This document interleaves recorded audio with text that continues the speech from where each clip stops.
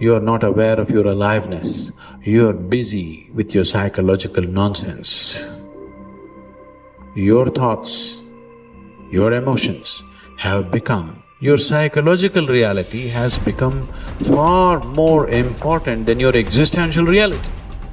What it means is, you are so enamored with your own petty creation that you're completely missing the grandeur of Creator's creation. That's what it means. You do all kinds of things, but if you truly value creation, the best thing that you can do is to pay attention and to experience it, isn't it? Yes or no? Most people are waiting for their life to change. Yes. So they can feel gratitude, to feel abundance, to feel whole. You know, that's the old model of cause and effect, you know. So if you're living with emptiness, you're living with lack, you're living with pain, most people have been conditioned that something out there has to take away this emptiness or feeling inside of them. But if you believe that you're creating your life and you're living by lack, well, lack isn't going to create abundance, right? So then it makes sense then that you don't really actually create wealth, you generate wealth, you generate abundance. So the moment you start teaching your body emotionally what that future is going to feel like before it's made manifest, well, your body, as the unconscious mind, believes it's living in that future in the present moment. Just sit down by yourself to visualize and daydream about your dreams, about the activities involved in that, about how you would struggle through, about what it would feel like to be victorious. All of it, the whole thing, the messy part, the ugly part. What would you say to yourself when it gets hard? That's what you need to do. To truly actualize a dream, we got to begin with seeing it and sensing it. The good, the bad, the easy, the difficult, and the victory. How you would like your life to be, what you would like your character to be 3 to 5 years down the road, if you were taking care of yourself like you were taking care of someone that you actually cared about.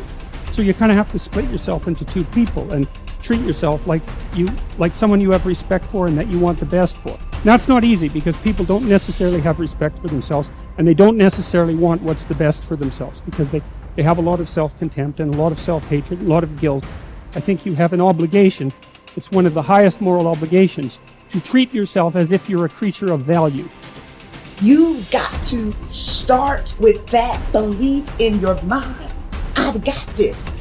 I can do this. I can conquer this. I can pass this exam. I can get elected for the position that I'm going for.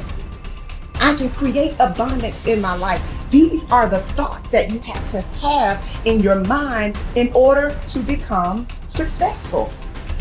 So what is it time for you to feel? What is it time for you to create? What do you need to do more or less of in order to get the results that you want? You have the power to become someone that even the deepest part of you trusts, someone you trust to succeed. Become the person that you know you can be. Stand up for your future, for your power, and for you to be something full of the worth that is in you. So most of us came up with our labels based on how we behaved. But really smart people can do stupid things. Really nice people can be mean. Mean people can be nice. And so if you judge yourself too soon, and most people's identity, their labels for themselves, who they think they are, has been based on their past and often many years ago. And so they don't update it. So the metaphor I'd give for identity is like, it's your comfort zone. It's not your goals. So if you took a temperature in the room and said 68 degrees is my comfort zone, physically, emotionally, financially, I want more in my relationship, I want more physically, energy-wise, I want more financially in my career, but this is what I'm used to. And so what happens? People stay in their comfort zone for the most part, and then let's say something happens and you dip, you're a 68 degree, or that's your mentality, and you drop down to 62, 61, 60, somewhere around 60 or 59, the heaters kick on and go, whoa, whoa, whoa. You're a 68 degree, what the hell are you doing? We've all experienced that. All of a sudden you go, I'm not gonna live like this anymore. I'm not gonna be in this relationship. I'm not gonna be fat like this. Boom, and you get this drive and you start to change. But what most people don't understand is it happens on the upper end too. Meaning, let's say you got momentum, you start crushing it, you start doing even better than you think. You go from 68 to 70, 88, you're at 98 degrees. Financially, emotionally, spiritually, whatever the metaphor is. And then what happens? You're going to say, hey, your brain goes, who the hell do you think you are? You're not a 98 degree here, right? Get back to 68. And if nothing else, the heaters stop, you lose your drive, and that'll drift you back. And not enough, the air conditioner can kick on, and you start to kind of sabotage yourself till you get back to your comfort zone.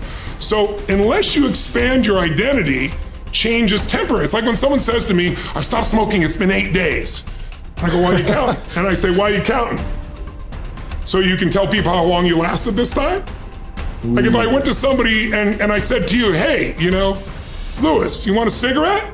You're not gonna say, what brand is it? You go, no, Right. I'm not a smoker. Notice how people, I'm not one of those. That's not my identity.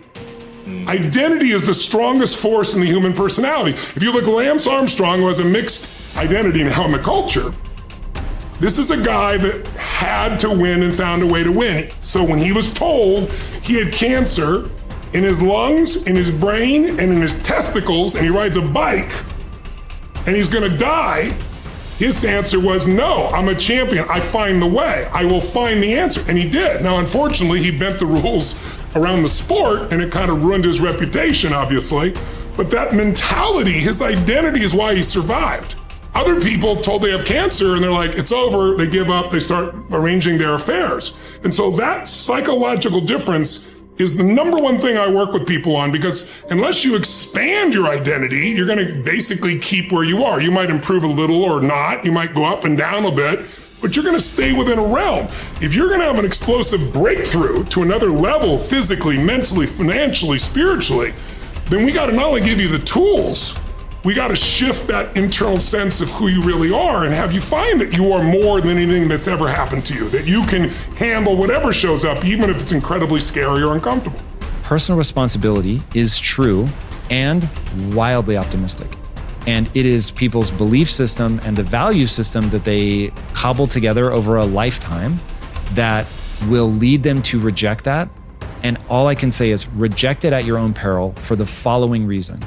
Personal responsibility is about remembering you can do something and change. And I can sum up personal responsibility in a single quote by Kobe Bryant.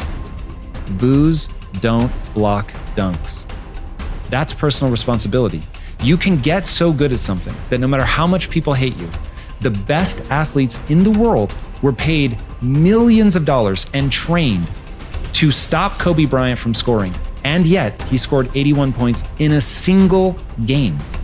So you can get so good no matter how much people hate you, no matter how much they're training and trying to defeat you, they can't. And that is the most exciting thing in the world to me. That, wait, you're saying that I can get so good at something that at least the vast majority of humanity can't stop me? There will always, of course, unfortunately, I don't yet believe that I am Kobe Bryant in anything that I care about. So, but that I can get better than the vast majority of humanity at something by dedicating my time and energy to that thing. That is so cool. That is so liberating. It's changed my life. It's given me hope. It got me up off the floor. It in every possible way, it has changed my life. It is the thing that I rely on when I'm feeling my most anxious. I'm like, I can get better at this. A word. And then I remember, that's right. Like if I put time and energy into this, I can get better. So it's okay if I'm actually not good at this. You have only to keep in mind the experiences you wish to meet in order to control your own future. Shakespeare expresses the same thought in another way. Assume a virtue if you have it not. Look the part, dress the part, act the part. Be successful in your own thoughts first. In other words, fake it till you make it. Basically, when it comes to personality traits, there is no difference between possessing them and pretending to have them.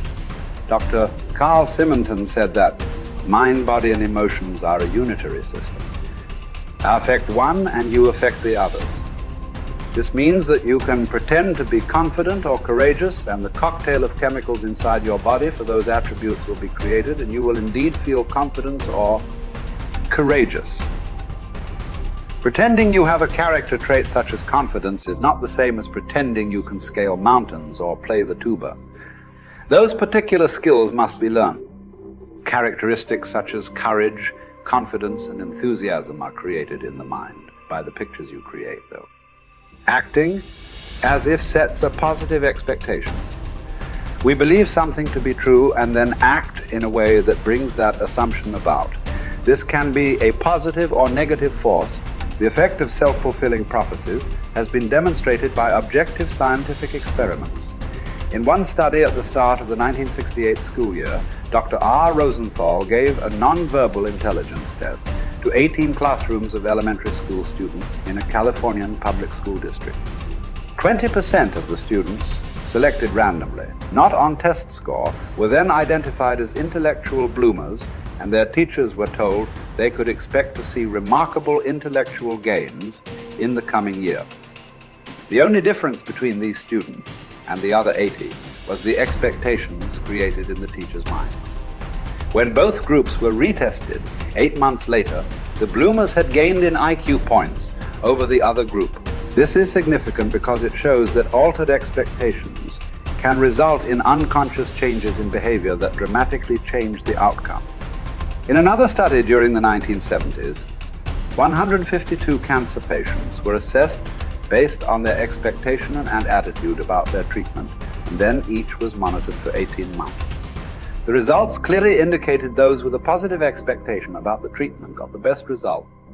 It follows, therefore, that your chances of success in anything in life are greatly improved by positive expectations.